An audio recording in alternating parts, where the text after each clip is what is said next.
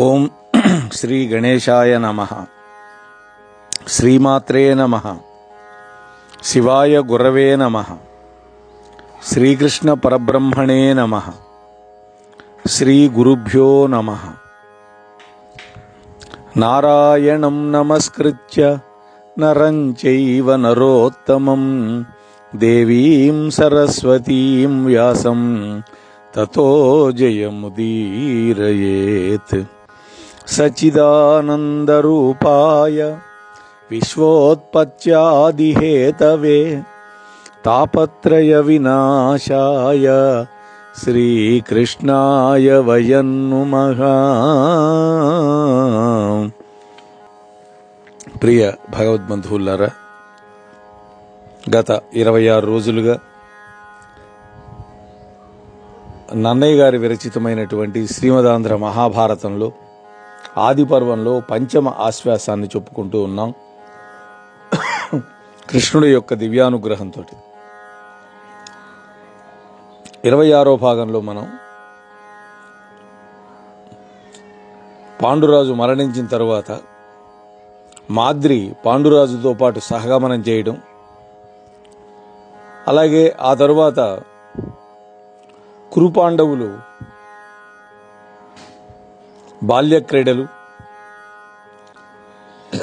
భీముణ్ణి చంపడానికి దుర్యోధనుడు చేసినటువంటి ప్రయత్నాలు, ఆ తర్వాత కృపాచార్యుడు ద్రోణాచార్యుల యొక్క జన్మ వృత్తాంతం చెప్పుకుంటూ ద్రోణుడు తన సహాధ్యాయి అయినటువంటి ద్రుపద మహారాజు దగ్గరికి సహాయం కోసం వెళ్ళినటువంటి సందర్భం మనం చెప్పుకుంటున్నాం. ఆ సందర్భంలో ద్రుపదుడు ద్రోణుణ్ణి కించపరిచాడు. ఒక పేద బ్రాహ్మణుడికి మహారాజుతోటి ఎక్కడైనా స్నేహం ఉంటుందా అని అడిగాడు. ఆ సందర్భంలో సమానమైనటువంటి స్వభావం, విద్య కలవాళ్ళకి, సమానమైన సంపద కలిగిన వాళ్ళకి, సమానమైన మంచి నడవడి కలవాళ్ళకి స్నేహం కానీ వివాహ బంధం కానీ ఏర్పడతాయి. కానీ సమానులు కాని వాళ్ళకి అవి ఏర్పడే అవకాశం లేదు కదా అని వ్యాఖ్యానించాడు, ఎగతాళి చేశాడు. అప్పటి నుంచే బహుశా కయ్యానికి వియ్యానికి సమఉజ్జీలుగా ఉండాలి అనేటువంటి ఒక జనసూక్తి లోకంలో వచ్చి ఉంటుంది. ఆ తర్వాత ఏం జరిగిందనేది ఈరోజు 27వ భాగంలో చెప్పుకుందాం. ఇంకా ద్రుపద మహారాజు అంటున్నాడు, ద్రోణ, అంతేకాదయ్యా, రాజులకు అవసరాన్ని బట్టి మిత్రత్వం కానీ శత్రుత్వం కానీ ఏర్పడుతుంటాయి. అందువల్ల మా వంటి రాజులకి మీ వంటి పేద బ్రాహ్మణులకి స్నేహం ఉండటం వల్ల ప్రయోజనం ఏం లేదు. కాబట్టి ఎటువంటి పరిస్థితుల్లో కూడా మన ఇద్దరి మధ్య స్నేహం ఏర్పడే అవకాశమే లేదన్నాడు.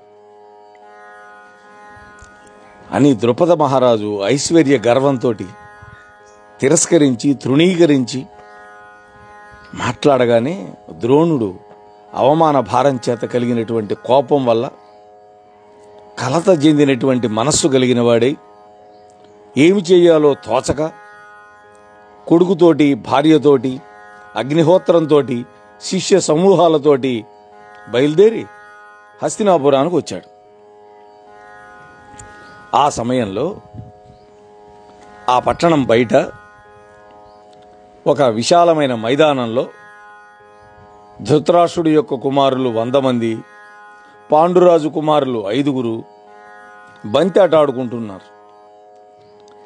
ఆ సమయంలో వాళ్ళు ఆడుతున్నటువంటి బంగారపు బంతి అక్కడే దగ్గరలో ఉన్నటువంటి ఒక బావిలో పడిపోయింది. ఆ బంగారు బంతిని బావిలో నుంచి తీసే మార్గం వాళ్ళకి తెలియక అందరు కూడా బావి చుట్టూ మూగి ఊరికినే చూస్తూ ఉన్నారు ఆ బంగారు బంతిని. అటువంటి సమయంలో నానావిధ శరశరధులతో ఉన్నత చాపధరుడు ద్రోణుడు వారిన్ కానజను దెంచి అంతయు తానప్పుడెరింగి రాజతనయులకనియన్. అదే సమయంలో అనేక విధాలైనటువంటి బాణాలతోటి, అమ్ముల పొదులతోటి, మంచి బలమైనటువంటి పొడవైనటువంటి ధనుస్సులను ధరించినటువంటి ద్రోణుడు వాళ్ళ దగ్గరికి వెళ్ళాడు. వాళ్ళని అడిగాడు, ఏమిటయ్యా మీరు అంతా కూడా దిగాలు పడి ఈ విధంగా బావి చుట్టూ మూగారు అని అడిగితే వాళ్ళు జరిగినటువంటి విషయం అంతా చెప్పారు ఆయనతోటి. రాకుమారులారా, మీరు భరతవంశంలో పుట్టారు, శస్త్రాస్త్ర విద్యలలో మహాప్రసిద్ధుడైనటువంటి కృపాచార్యుడికి శిష్యులై ఉన్నారు. అటువంటి మీరు బావిలో పడినటువంటి బంతిని తీసుకోవడం చేతగాక ఒకరి ముఖాలు ఒకళ్ళు చూసుకుంటూ దిగాలు పడి ఉండటం మీకు తగినటువంటి పనేనా అన్నాడు. ఇక్కడ బాణ విద్యలో ద్రోణాచార్యుడు ప్రౌఢుడు. బావిలో పడినటువంటి బంతిని పైకి తీసుకోలేక వెలవెలబోతున్నటువంటి పాండవులతోటి, ధార్తరాష్ట్రులతోటి అవహేళనగా మాట్లాడటం వాళ్ళని అవమానించడానికి కాదు. ఉత్తమ వంశంలో పుట్టి ఉత్తమ గురువులకు శిష్యులై సమయోచితమైనటువంటి ఉపాయాన్ని ఆలోచించకుండా ఉద్విగ్నంతో ఉండటం వీరులకు ఉచితం కాదని హెచ్చరించడానికి. ఇది ఇక్కడ వాళ్ళు వీరులు, వీరకుమారులు, వాళ్ళ తండ్రులు వీరులు. అటువంటి వాళ్ళ కడుపున పుట్టి, అటువంటి భరతవంశంలో పుట్టి ఒక బంతి బావిలో పడితే దాన్ని ఎలా తీయాలో తెలియక దిగాలు పట్టం అనేది వీరులకు ఉచితం కాదు అని హెచ్చరిక చేయటానికి.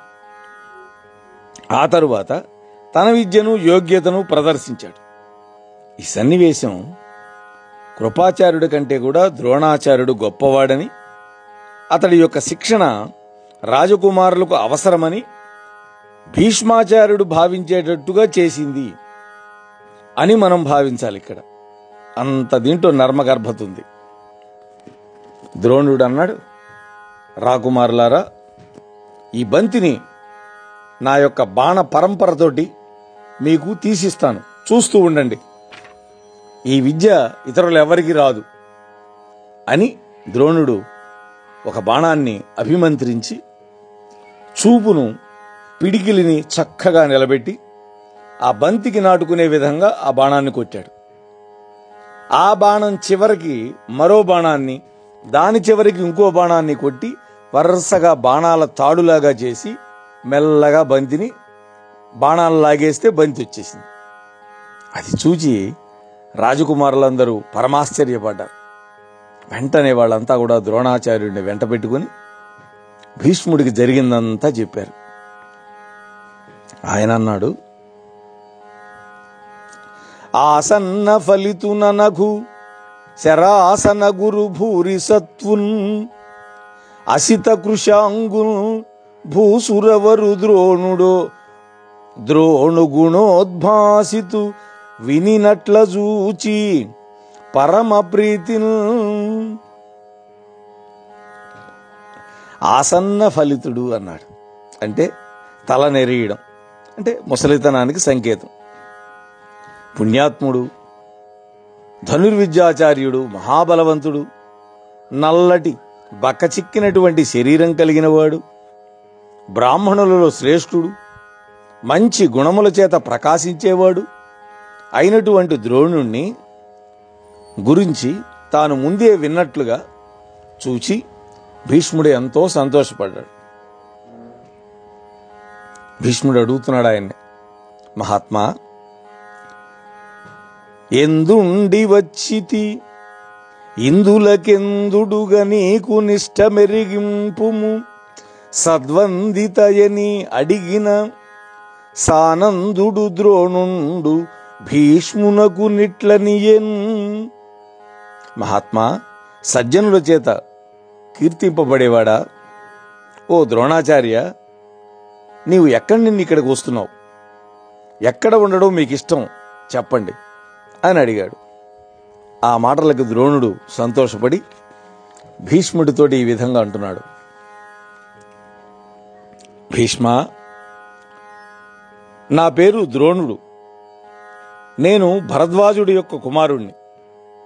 అగ్నివేశ్యుడు అనేటువంటి గొప్ప మునిశ్రేష్ఠుడి దగ్గర బ్రహ్మచర్య వ్రతం అవలంబించి వేదాధ్యయనం చేశాను. నేను ధనుర్వేదం నేర్చుకుంటున్నటువంటి కాలంలో పాంచాల రాజైనటువంటి వృషత మహారాజు కుమారుడు ద్రుపదుడు అనేటువంటి వాడు నాకు ప్రియమిత్రుడై అన్ని విద్యలు నాతో పాటు గురువుగారి దగ్గర నేర్చుకున్నాడు. నాకు ఒక మాట ఇచ్చాడు. ద్రోణ, నేను పాంచాల దేశానికి రాజు అయినప్పుడు నువ్వు నా దగ్గరికి రావాలి సుమా అన్నాడు. ఎందుకు?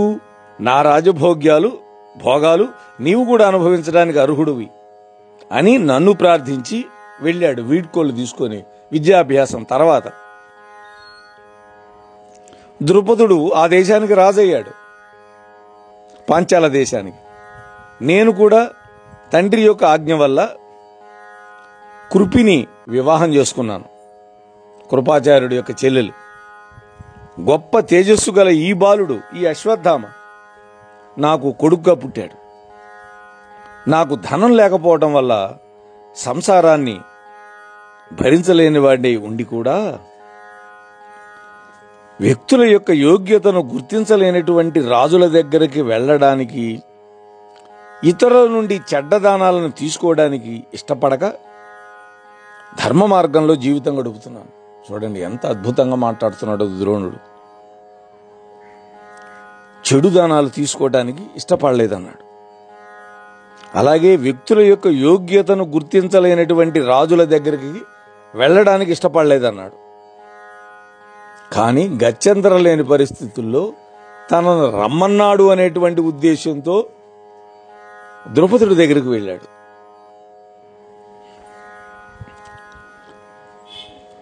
ఆ సమయంలో ధనవంతుల బాలురు ముదంబున నిత్యము పాలు ద్రవబోయిన అస్మత్తనయుండు వీడు బాల్యంబున నేడ్చెడు బాలు నాకు పోయుండనుచు. మా గ్రామంలో ఉండేటువంటి నేనుండే ప్రదేశంలో ధనవంతుల యొక్క బిడ్డలు ప్రతిరోజు కూడా సంతోషంగా పాలు తాగుతూ ఉండేవాళ్ళు. నా కుమారుడు బాల్యంలో నాకు కూడా పాలు పోయిండని ఏడ్చాడు. దాన్ని చూచి దారిద్ర్యం కంటే కష్టం మరొకటి లేదని నేను ఆలోచించి ఈ దారిద్ర్యాన్ని నా బాల్యమిత్రుడైనటువంటి పాంచాల రాజు ద్రుపదుడి దగ్గరికి వెళ్లి తొలగించుకుంటాను అనుకొని, అతడు తన దేశానికి రాజు కావడానికి వెళుతూ నన్ను కూడా ఆహ్వానించి వెళ్ళాడు కాబట్టి నాకు సహాయం చేస్తాడని నేను వెళ్ళాను. అక్కడికి వెళ్ళి ప్రార్థించాను. వేడుటెంతయు కష్టమైనను వేరులేని సుహృజను వేడుకోలుజితంబ కావున వేడ్కతో చని సోమకున్ వేడిన ధనమోపడేనియు వీని మాత్రకు నాలుగేన్ పాడి కుర్రుల నీడే వీనికి పాలు ద్రావుచునుండగా. యాచించడం ఎంతో కష్టమైన పని, నికృష్టమైన పని. అయినప్పటికీ కూడా భేదభావం లేనటువంటి మిత్రుణ్ణి యాచించడం ఉచితమే. అందువల్ల సంతోషంగా వెళ్ళాను. ఆ ద్రుపదుడిని అడిగాను, ధనం ఇవ్వకపోయినా అశ్వత్థామ పాలు త్రాగడానికి సరిపోయేటట్టుగా 4 పాడి ఆవులైనా ఇవ్వడా అని అడిగాను. ఆలోచించి అడిగాను. అక్కడికి వెళ్ళి నన్ను నేను పరిచయం చేసుకున్నాను. అతడు రాజ్యమతం చేత నన్ను తనను ఎరుగకుండా, నేను రాజును, నీవు పేద బ్రాహ్మణుడివి, నీకు నాకు స్నేహం ఎక్కడుంది అని ఎగతాళిగా మాట్లాడాడు. ఆ విధంగా అతని చేత అవమానం పొంది వచ్చాను అని ద్రోణుడు తన యొక్క వృత్తాంతం అంతా చెప్పాడు. అది విన్నాడు భీష్ముడు. ఆహా, వెదకపోయినటువంటి తీగ కాళ్లకు చుట్టుకున్నట్టుగా సంతోషపడ్డాడు. ద్రోణుడికి ఇష్టమైనటువంటి పూజలను చేసి ధనము ధాన్యము సమృద్ధిగా ఇచ్చి తృప్తిపరిచాడు. ఇప్పుడు ఆయనకు కావాల్సింది అదేగా. ఏ వ్యక్తికి ఏది కావాలో దాన్ని దానం చేయాలి. అంతటితో ఆకుండా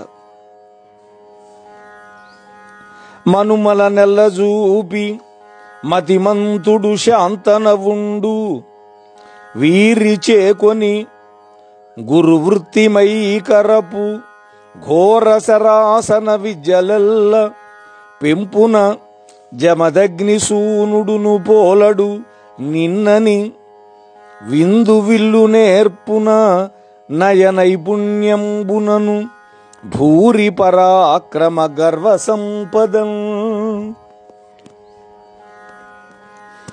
అప్పుడు మహాజ్ఞాని అయినటువంటి ఆ భీష్ముడు తన మనవళ్ళందరినీ ద్రోణాచార్యుడికి చూపించాడు. మహాత్మా, ఇదిగో 105 మంది నా మనవళ్ళు. వీళ్ళకి గురుత్వం వహించి గొప్పగా విలువిద్యలన్నీ కూడా నేర్పించండి. విలువిద్యలో, నీతిలో, పరాక్రమంలో పరశురాముడు కూడా నిన్ను పోలడని నేను విన్నాను. ఇది ఒక అద్భుతమైనటువంటి పొగడ్త. పరశురాముడి కంటే కూడా నువ్వు గొప్పవాడి అని పలికి అందరినీ చూపించి వాళ్ళను ద్రోణుడికి శిష్యులుగా సమర్పించాడు. ద్రోణుడు వాళ్ళందరినీ కూడా దగ్గరకు తీసుకొని ప్రేమగా ఈ విధంగా అన్నాడు. రాజకుమారులారా, అస్త్ర విద్యలు కరచి నాదైన ఇష్టమెమ్మొగిన తీర్పంగని ఇందెవ్వడో పుననిన పాయమొగమిడి కౌరవుల్ పలుకకుండిరి ఏను తీర్చెదనని పూనే ఇంద్రసుతుడు. నా దగ్గర అస్త్ర విద్యలు నేర్చుకోండి. నేర్చుకున్న తర్వాత మీ అందరిలో నా కోరిక ఎవరు తీరుస్తారు అని అడిగాడు. కోరిక ఏంటో చెప్పలా, నా కోరిక ఎవరు తీరుస్తారు మీరే అన్నాడు.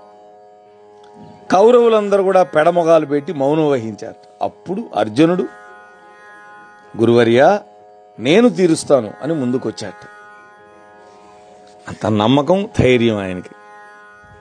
ఈ విధంగా కోరికను తీరుస్తానని వచ్చినటువంటి అర్జునుడిని అపార ప్రేమతో కౌగిలించుకున్నాడు ద్రోణుడు. ఎంతో సంతోషపడ్డాడు. కుమారులందరికీ విలువిద్య నేర్పుతూ ఉన్నాడు. ఈ విషయం తెలిసి నానా దేశాల నుండి రాజకుమారులు వచ్చారు. వాళ్లతో కలిసి విద్యలు నేర్చుకుంటున్నారు అందరూ. అప్పుడు సూతుడి కుమారుడైనటువంటి రాధేయుడు విలువిద్యా నైపుణ్యంలో అర్జునుడితోటి మాత్సర్యం వహిస్తూ దుర్యోధనుడి యొక్క పక్షంలో చేరి ఉన్నాడు. చూడండి, నరుడు అస్త్ర విద్యా పరిణతి అధికుడై వినయపరుడై శశ్వద్గురు పూజాయత్నంబున బరగుచు సంప్రీతుంజేసి భరద్వాజుడు యొక్క కొడుకు కాబట్టి ద్రోణుణ్ణి భారద్వాజుడు అంటారు. అర్జునుడు శస్త్ర విద్యా నైపుణ్యంతో ఆధిక్యత సాధించిన వాడై వినయంతో విధేయతతోటి ఎప్పుడు కూడా గురు పూజ చేస్తూ ద్రోణుణ్ణి సంతోషపరిచాడు.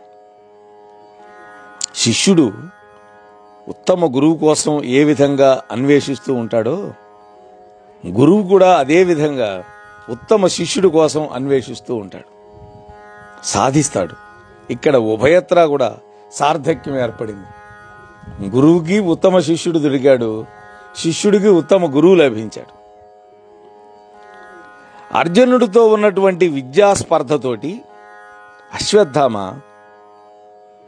చీకట్లో బాణాలు వేయటం అర్జునుడు నేర్చుకోకుండా ఉండాలని తలంచి ఒక రోజున వంటవాణ్ణి పిలిచాడు.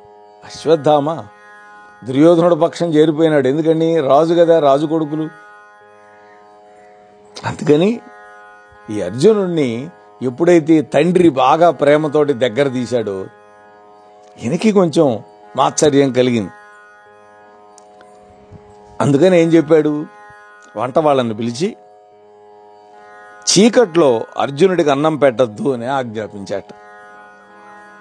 అతడి మాట ప్రకారం వంటవాడు అదే విధంగా చేస్తున్నాడు. ఒకనాటి రాత్రి మనం ఏది కాదు అనుకుంటామో అది పరమాత్మ యొక్క అనుగ్రహం ఉంటే జరిగి తీరుతుంది. అర్జునుడు అన్నం తింటూ ఉన్నాడు ఒక రోజున. ఆ రోజుల్లో ఈ కరెంట్లు లేవుగా, నూనె దీపాలే కదా. ఆ సమయంలో పెద్ద గాలి వచ్చింది. తటాలను దీపం కాస్త కొండెక్కిందంటే ఆరిపోయింది. అయినా కూడా అర్జునుడు భోజనం చేయటం ఆపకుండా అలవాటు ప్రకారం ఆ చీకట్లోనే తినేశాడు.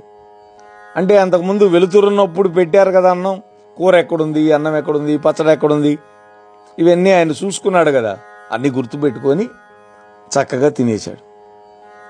ఈ విధంగానే విద్యలన్నిటినీ సాధన చేసి నేర్చుకోవచ్చని నిశ్చయానికి వచ్చాడు. ఇది అక్కడ టర్నింగ్ పాయింట్. చీకట్లో అన్నం తినగలిగాను కాబట్టి చీకట్లో కూడా నేను బాణాలు ఎందుకు వేయకూడదు, ఎందుకు ఆ విద్య అభ్యాసం చేయకూడదు అని ఆలోచన వచ్చింది.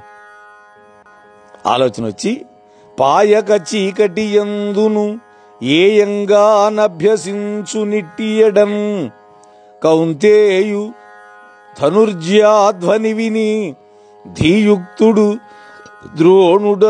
అరుగుదెంచి ముదమున. ఈ విధంగా అనుకొని అప్పటి నుంచి చీకట్లో కూడా ధనుర్విద్యను అభ్యసించడం మొదలుపెట్టాడు. ఆ సమయంలో అర్జునుడి యొక్క వింటి యొక్క అల్లెత్రాటి ధ్వని, జ్యా అంటారు అల్లెత్రాటిని, విన్నాడు. సర్ సర్ సర్ అనే శబ్దం వస్తుంది. మేధావి అయినటువంటి ద్రోణుడు సంతోషంతో అక్కడికి వచ్చాడు. అతని అస్త్ర విద్యాభియోగమునకు ప్రియ శిష్య వృత్తికి పెద్ద మెచ్చి, అన్న ధనుర్ధనురన్యులు నీకంటే అధికులు కాకుండునట్లుగాగ కరపుదు విలువిద్య ఘనముగానని పల్కి, ద్వంద్వ సంకీర్ణ యుద్ధముల తెరగు రథమహీవాజివారణములపై నుండి దృఢ చిత్ర సౌష్ఠవ స్థితులనేయ బహువిధ వ్యూహ భేదనోపాయములును సంప్రయోగ రహస్యాతిశయము కాగగరపే అర్జునుండుంటి భార్గవుండు వింట నిట్టిడేయని పొగడంగ నెల్ల జనులు. అస్త్ర విద్యలో అర్జునుడికి ఉన్నటువంటి పట్టుదలకి, అతని యొక్క గురుభక్తికి ద్రోణుడు పొంగిపోయినాడు. ఆహా, నీకంటే వేరెవ్వరూ కూడా అధికులు కానట్లుగా నిన్ను గొప్ప విలుకాడుగా మారుస్తాను, వరిష్టమైనటువంటి విలువిద్యా నైపుణ్యంతో నిన్ను తీర్చిదిద్దుతానన్నాడు. ద్వంద్వ యుద్ధంలో సంకుల యుద్ధం మొదలైనటువంటి పద్ధతులని నేర్పించాడు. రథం మీద ఉండి చేసే యుద్ధం, నేల మీద నిలబడి చేసే యుద్ధం, గుర్రాల మీద ఏనుగుల మీద ఉండి దృఢం చిత్రం సౌష్ఠవం అయినటువంటి స్థితులలో బాణాలు ప్రయోగించడాన్ని, బహువిధాలైనటువంటి వ్యూహాలను భేదించేటటువంటి ఉపాయాలని, బాణప్రయోగ రహస్యాలను, ఇదివరకటి ఆ పరశురాముడు కూడా విలువిద్యలో ఇంతటివాడు కాడు అని ప్రజలు అర్జునుడిని పొగిడేటట్టుగా నేర్పించాడు. అంటే పరశురాముడు కంటే కూడా గొప్పవాడవు అనుకునేటట్టుగా నేర్పించాడు. ద్వంద్వ యుద్ధం అంటే ఏంటంటే ఇద్దరు వీరుల మధ్య జరిగే యుద్ధం. చాలామంది వీరులు కలబడి చేసే యుద్ధాన్ని సంకీర్ణ యుద్ధం అని, సంకుల సమరం అని, తుముల యుద్ధం అని రకరకాల పేర్లున్నాయి. అంతేకాకుండా గద, ధనస్సు, ఈట, కత్తి, శక్తి మొదలైనటువంటి అనేక విధాలైనటువంటి ఆయుధాలను ప్రయోగించే విద్యలలో రాజకుమారులందరికీ నేర్పరులు చేస్తూ ఉన్నాడు. ఈయన ద్రోణుడు అందరికీ నేర్పిస్తున్నాడు అన్ని రకాలు. ఈ ద్రోణాచార్యుడి యొక్క కీర్తిని విన్నాడు హిరణ్యధనువుడు అనేటువంటి ఒక ఎరుకల రాజు యొక్క కొడుకు ఏకలవ్యుడు, వాడి పేరు. ఆ ఏకలవ్యుడు ద్రోణుడి దగ్గర విలువిద్యను నేర్చుకోవాలని నేరుగా వచ్చాడు అడవి నుంచి. అక్కడ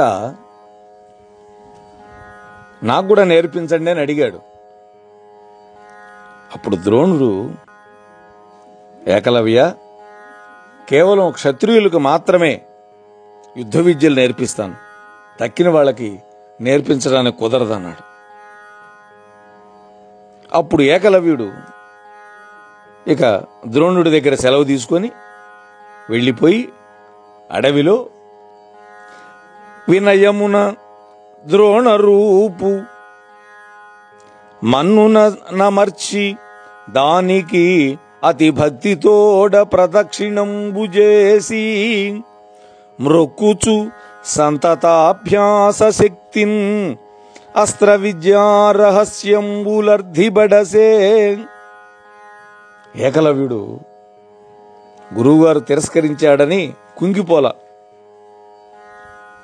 గురువుగారి రూపం చూసుకున్నాడు, తన మనస్సులో ముద్రించుకున్నాడు, అడవికి వెళ్ళిపోయాడు, నల్ల మట్టి తెచ్చాడు, ద్రోణుడి యొక్క బొమ్మ తయారు చేశాడు. దానికి భక్తితో ప్రదక్షిణ నమస్కారాలు చేస్తూ ఎడతగినటువంటి సాధనా బలం చేత తానే విలువిద్యా రహస్యాలన్నీ గ్రహించాడు. ఇది చాలా అద్భుతమైన విషయం. ఇక్కడ ఏకలవ్యుని యొక్క ముగ్ధమైనటువంటి స్థిరభక్తికి అద్దం పట్టే పద్యం ఇది. గురుముఖత నేర్చుకున్న విద్య కంటే గురువుకు దూరంగా ఉన్నా కూడా గురువు పట్ల భక్తితోటి వినయంతో అధికమైనటువంటి విద్యను సాధించవచ్చునని, విద్యాప్రాప్తికి గురు సాన్నిధ్యం కంటే గురు భక్తియే అత్యంత ముఖ్యమని ఈ పద్యం మనకి నన్నయ్య గారు చెబుతున్నారు. గురుభక్తిని మించిన శక్తి లేదనేటువంటి ఒక అర్థాంతరన్యాసాలంకారాన్ని కూడా స్ఫూర్తిని కలిగిస్తుంది. అందువల్ల ఇందులో ఇంత అద్భుతం ఉంది. అయితే ద్రోణుడు వివక్ష చూపించాడా అని కొంతమంది ఇప్పటికీ ద్రోణుడి మీద నింద వేస్తారు. ఎందుకు వేరే వాళ్ళకి నేర్పకూడదంటే, క్షత్రియులు మాత్రమే రాజ్యాన్ని పరిపాలించడానికి, రాజ్యాన్ని రక్షించడానికి, ప్రజలని పాలించడానికి, ప్రజలకి ఆపదలు వస్తే కాపాడటానికి వాళ్ళకు మాత్రమే తెలిసి ఉండాలి అస్త్రశస్త్ర విద్యలు. అడవిలో జంతువులను వేటాడుకునేవాడికి ఆ విద్య అవసరం లేదు కదా. బహుశా అందుకే నేర్పలేదేమో. తర్వాత కూడా తెలుస్తుంది ఎందుకు నేర్పలేదని, అతను చేసినటువంటి ఒక పని వల్ల. చూద్దాం ముందు. ఇక్కడ హస్తినాపురంలో పాండవులు కౌరవులు కలిసి ద్రోణాచార్యుడి యొక్క అనుమతి తీసుకొని వేట పట్ల ఎంతో ఆసక్తి కలవాళ్ళై మిక్కిలి వేగం కలిగినటువంటి వేట కుక్కలను వెంట పెట్టుకొని కొంతమంది భటుల యొక్క సమూహంతో కలిసి అడవికి వెళ్ళారు. నేర్చుకున్నారు కదా అప్పటిదాకా విద్య, వాళ్ళ విద్యని మరి ప్రయోగించి చూసుకోవాలిగా. మనుషుల మీద వేస్తే కుదరదు కదా, అందుకని జంతువుల మీద ప్రతాపం చూపించడానికి వెళ్ళారు. ఇక్కడ మనకు కూడా చూడండి, కొత్త కొత్త మందులు కనిపెడితే ఎలకల మీద పిల్లుల మీద ప్రయోగిస్తారు కదా. ఈ విధంగా వెళ్ళి అడవిలో తిరుగుతూ ఉన్నారు. అంతలో ఒక భటుడి దగ్గర ఉన్నటువంటి కుక్క ఆ తాడు తప్పించుకొని పరిగెత్తి ఒక చోట ఒంటరిగా బాణాలు వేస్తున్నటువంటి ఏకలవ్యుడి దగ్గరగా వెళ్లి పెద్దగా మురిగింది. మోహనవాణి తెలుగు పోడ్కాస్ట్ ఛానల్ ని లైక్, షేర్, సబ్స్క్రైబ్ చేయండి. ప్రక్కనున్న గంటను మ్రోగించండి.